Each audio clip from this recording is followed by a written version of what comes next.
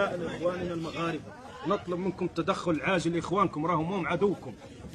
واللي نوجه عنه المملكة المغربية نطلب منهم التدخل فك الحصار وأنهم يتدخلوا عن كفانا. واللي نوجه عنه المملكة المغربية تقدمت بحكم ذاتي، ونحن الصحراويين قلنا ندوروا تقرير المصير، حكم ذاتي تقرير مصير، احنا قررنا مصيرنا.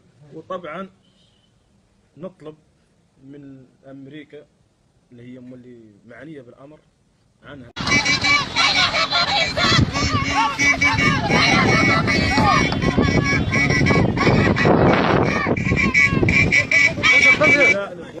إخواننا المغاربة نطلب منكم التدخل عاجل لإخوانكم راهم هم عدوكم.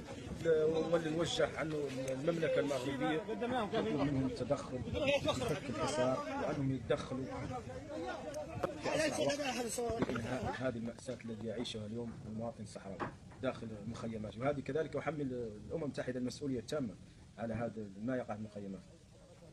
طبعا نبغي نوجه لهم عن اخوتهم في المخيمات راهم اليوم يعانوا معاناة شديدة، ويعانوا معاناة نظرا للجو المناخ، ونظرا للحمان فم الحمان نقولوا احنا الصحراويين الحاله حمان، ونظرا للمعاناه اللي نعيشها. وكذلك هاي المواد اللي تجي عند المنظمات بالخصوص عند الامم المتحده تسوق في الدول تباع في موريتانيا وتباع في مالي وتباع في تشاد وكذلك في تندوف.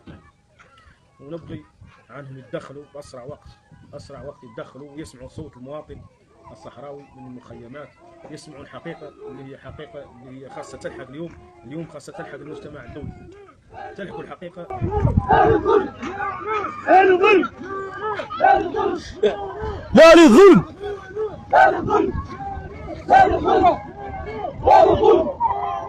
للظلم لا للظلم لا للظلم. كل خيام عدد العليات، خيامات منالات من العليات والرجاله.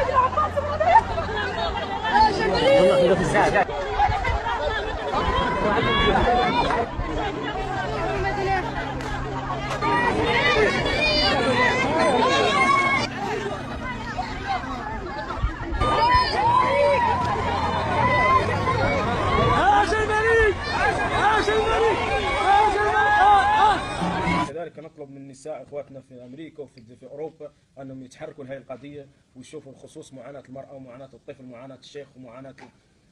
وطبعا كنقول عن كفانا واللي نوجه عنه المملكه المغربيه تقدمت بحكم ذاتي، ونحن الصحراويين قلنا ندوروا تقرير المصير، حكم ذاتي تقرير مصير، احنا قررنا مصيرنا.